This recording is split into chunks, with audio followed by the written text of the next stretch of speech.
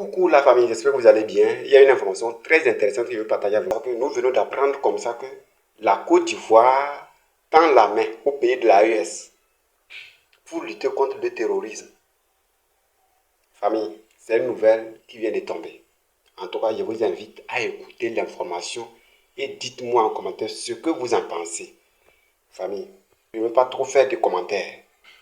Donc, on se recapte dans les commentaires. Le terrorisme, comme il se présente maintenant, ne peut être combattu par un seul État, par un seul pays. Nous tendons la main à nos pays, à nos frères du Mali et du Burkina Faso. Voici ici les mots du ministre de la Défense de Côte d'Ivoire, Téné Birama Ouattara, qui se trouve dans un salon d'armement en Europe. Mais la réponse doit venir des autorités burkinabées et maliennes. Mais il faut d'abord mettre l'église au centre du village, pour ne pas dire les pendules à l'heure. La plupart des chefs terroristes, les financiers, se trouvent où? Se trouvent en Côte d'Ivoire. Ils sont protégés dans ce pays.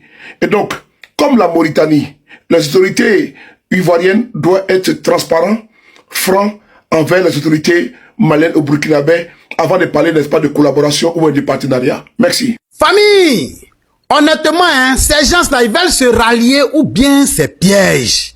Oui, on a besoin de savoir.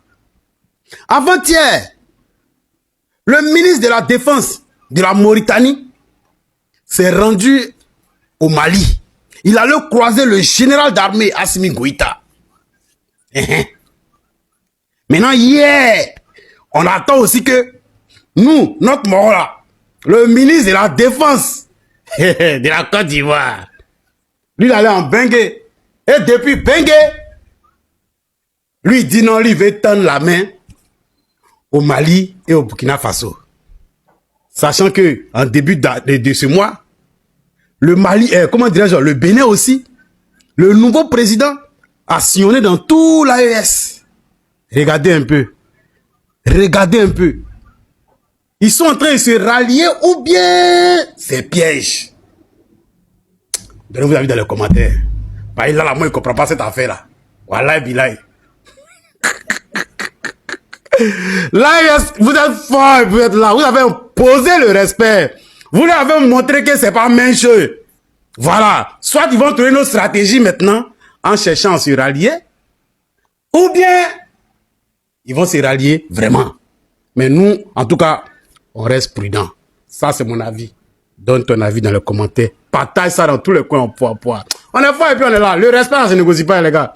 Les pays côtiers en Afrique ont eu à leur tête certains dirigeants qui étaient dans l'illusion que parce que eux, ils ont la côte et l'accès à la mer, ils seraient supérieurs aux pays qui n'ont pas immédiatement accès à la mer. Pourtant, avec le temps, on se rend compte que le pays qui a accès à la mer et qui a un port sur l'océan est en réalité dépendant du pays qui n'a pas accès à la mer. Car une bonne partie des ressources économiques du pays qui a accès à la mer est constituée des importations et des exportations du pays qui n'a pas accès à la mer. Ce qui fait que, contrairement aux apparences, et on a voulu tester cela à travers les embargos, quand on a mis en place l'embargo de la CEDEAO contre le Burkina Faso, le Niger et le Mali, on pensait punir uniquement le Mali, le Burkina Faso et le Niger.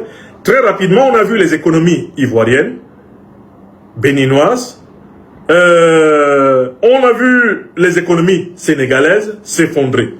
Pourquoi? Parce que, en fait, toi qui es un pays au bord de l'océan Atlantique, ton économie ne dépend pas que de ta propre activité économique endogène. Ton économie dépend aussi des interactions économiques entre l'économie monde, d'une part, et les pays enclavés, sans littoral, qui sont derrière toi. Quand le Sénégal, la Côte d'Ivoire, le Bénin se sont amusés à écouter cet idiot d'Emmanuel Macron qui leur demandait d'appliquer un embargo contre le Burkina, le Mali et le Niger, ces pays côtiers africains se sont retrouvés dans une crise économique très rapidement en raison d'une perte sèche de revenus à l'importation comme à l'exportation. Je dis bien conseillé par cet idiot d'Emmanuel Macron, parce qu'Emmanuel Macron est un idiot. Et ceux qui l'écoutent sont encore plus idiots que lui. Un président ivoirien réfléchi n'aurait jamais appliqué l'embargo. car il aurait analysé le système économique ivoirien et il se serait rendu compte que le système économique ivoirien, sans les exportations et les importations maliennes, est un système économique handicapé. Sans les importations et les exportations burkinabé, est un système économique handicapé. Mais comme Alassane Dramane Ouattara est plus idiot que Macron, je le traite d'idiot, hein, je ne suis pas le premier. On a l'audio d'Alassane Dramane Ouattara qui traite les dirigeants de l'AES et le président malien d'idiot. Donc on peut dire que lui, Ouattara, il est plus idiot encore. Il a tout un gros doctorat en économie, mais il n'est pas capable de se rendre compte que, certes, le Mali n'a pas de port sur l'océan Atlantique, mais la Côte d'Ivoire, économiquement, a besoin des transactions maliennes pour être en bonne santé économique. Elle a besoin des transactions burkinabées pour être en bonne santé économique. Tu as besoin d'avoir un doctorat de l'Université de Pennsylvanie pour comprendre cela? Non. Si tu ne comprends pas cela, c'est parce que tu es un idiot. L'AIS fort! L'AIS fort! Les frères et sœurs, l'AIS fait jamais marche arrière. L'AIS là, il fait jamais marche arrière. Yeri, l'objectif là, c'est la victoire finale. Et c'est ça qui est la vérité. Ils ont fini de tout tenter. Quand ils ont vu que ça ne va pas maintenant là, ils veulent venir coopérer. Je vais dire toujours, les Sahéliens et les Sahéliennes, restez derrière vos autorités compétentes.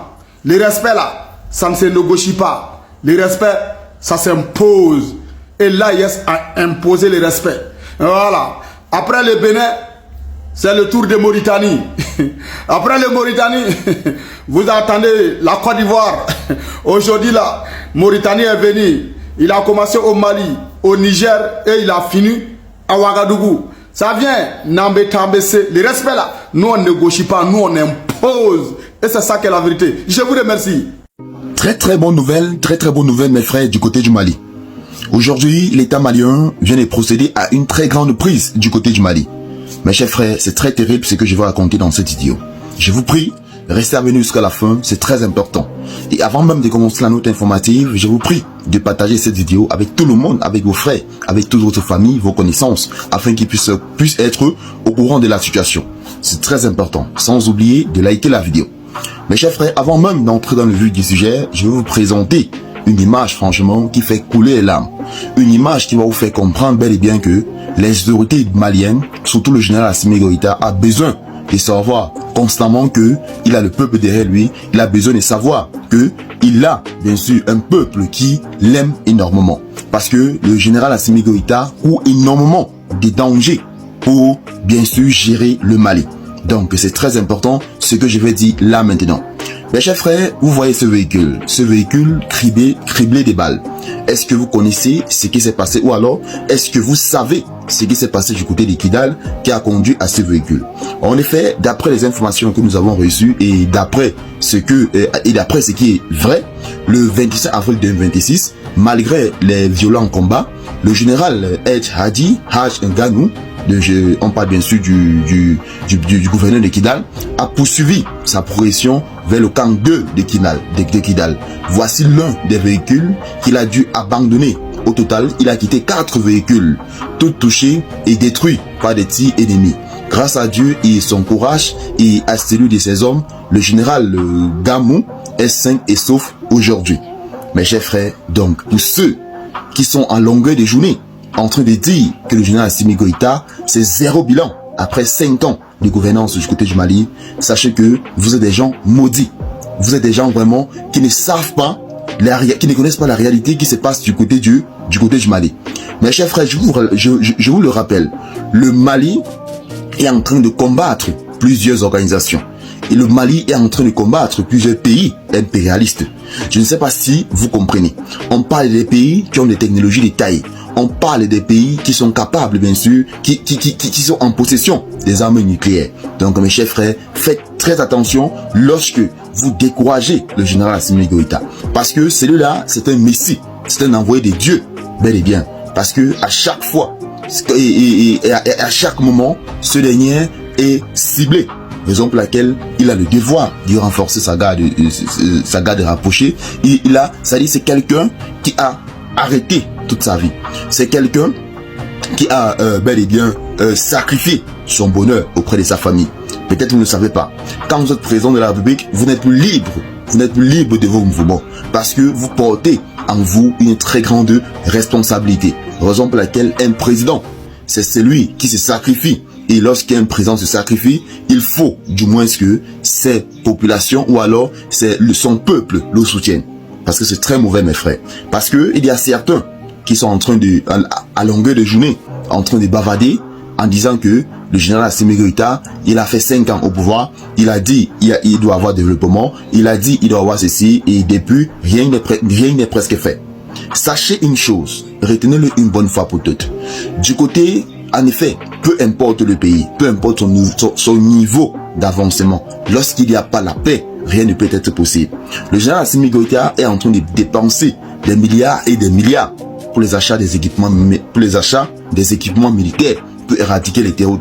C'est parce qu'il sait, et vous-même vous le savez, que c'est pas facile pour vous de jouir dans un pays qui est en guerre.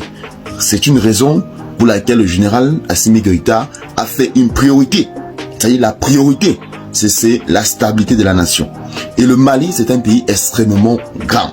Je ne sais même pas si vous avez souvent l'habitude de consulter les superficies des différents pays.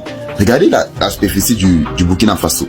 Si on compare à celle du Mali, vous allez constater que le Mali, le Burkina Faso, au moins ces 3 Burkina Faso peut tenir normalement dans la carte du Mali. Ce qui veut dire quoi? Le Mali, c'est-à-dire le Burkina Faso, c'est un tiers du Mali. C'est la raison pour laquelle vous allez voir le président Ibrahim Traoré s'en sort plus. Parce qu'ils ont presque le même financement.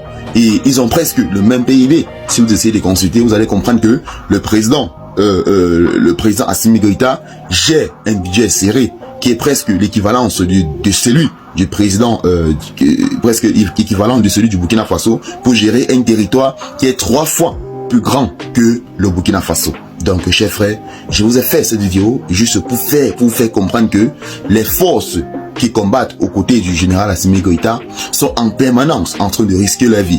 C'est-à-dire, ils sont frustrés où ils sont là. Et le seul soutien que vous pouvez les apporter, ce n'est que de les encourager. Parce que quand je vois des Maliens à longueur de journée insulter le dirigeant Assimi Goïta, le général Assimi Goïta, cela me fait très mal. Parce que étant donné que moi, je fais dans l'information, il y a plusieurs informations que je reçois et je comprends bel et bien que les autorités maliennes, ou alors en général ceux de l'AES, c'est-à-dire ils ont une pression constante. Et franchement, ce qu'ils veulent, c'est que leur peuple leur soutienne. C'est tout ce qu'eux ils demandent. C'est tout ce qu'ils demandent. Parce qu'il est inadmissible. Je prends l'exemple pour un père de famille. Vous sortez chaque fois, vous vous battez avec les risques de la vie pour trouver de quoi vos enfants doivent manger et que vos enfants ne vous respectent pas et que vos enfants ne vous encouragent pas. Cela, bien sûr, pourra faire en sorte, cela pourrait facilement vous décourager. Et je vous rappelle, le général Assimi Goïta est quelqu'un, c'est-à-dire on l'a proposé plusieurs milliards de francs CFA afin qu'il puisse trahir les Maliens. Il n'a pas voulu cela, il n'a pas voulu une vie de luxe, il a voulu le bonheur des Maliens.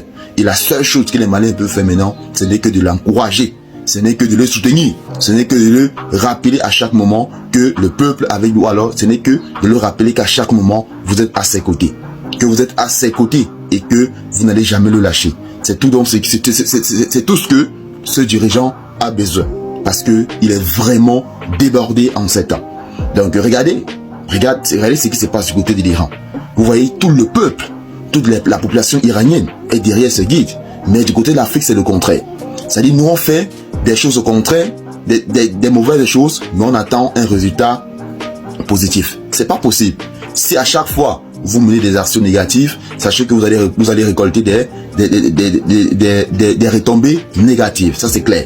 Chers frères, je ne vais pas beaucoup bavarder. J'espère vraiment que cette image du véhicule distribué des balles dont transportait le général des corps des armées, le général de Kidal, bien et bien, le gouverneur de Kidal, cela doit vous éveiller des soupçons. C'est pour faire comprendre que l'ennemi n'est pas là pour blaguer, l'ennemi est là pour éliminer ceux qui veulent le bonheur des Maliens. Donc, s'il vous plaît mes frères, faites preuve de responsabilité et encouragez vos dirigeants. C'est tout ce qu'ils demandent. Donc mes frères, maintenant ce que je vous demande, c'est de partager cette vidéo avec tout le monde, avec des Maliens qui ne sont pas encore assez conscients, avec des Maliens qui pensent que c'est en faisant les slogans des ennemis qu'on doit les considérer. Partagez cette vidéo avec ceux-là afin qu'ils puissent comprendre que le Mali a besoin, ou alors que les autorités ont besoin qu'ils soient autour d'eux, qu'ils soient avec eux, qu'ils les encouragent. C'est très important. Donc mes frères, sur ce, c'est ici que prend fin cette note informative. J'espère qu'elle vous a plu. Si c'était le cas, faites-nous pas dans les commentaires. Abonnez-vous à la chaîne et retrouvons-nous tout à l'heure pour une nouvelle vidéo. Bye bye. Famille, très urgent. Vigilance recommandée à tous les niveaux. Je répète encore, vigilance recommandée à tous les niveaux. L'ennemi veut que nous soyons concentrés sur la Coupe du Monde pour tromper notre vigilance. Restez concentrés et soyez vigilants. Est-ce que vous comprenez? Actuellement, là, les gens sont braqués sur la Coupe du Monde. Et c'est à ce moment précis que l'ennemi est en train de préparer les sales coups. Restez concentrés, surtout vigilants. Je répète encore, vigilance recommandée à tous les niveaux.